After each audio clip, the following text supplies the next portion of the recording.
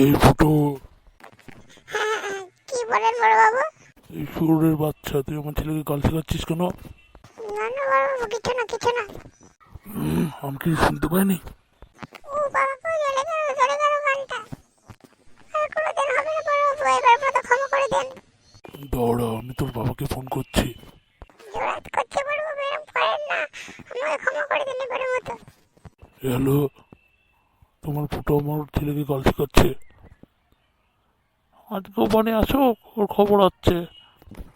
এবার কি হবে? আমার বাড়ি ঢুকলে আজকে আমার কপালে যাবর কালানি নাচছে। আয় বাবা, তুই বাড়ি আয়। হ্যাঁ যাচ্ছি বাবা। এই শর্ত দেখি। হ্যাঁ চলো বাবা। টাটা বন্ধু।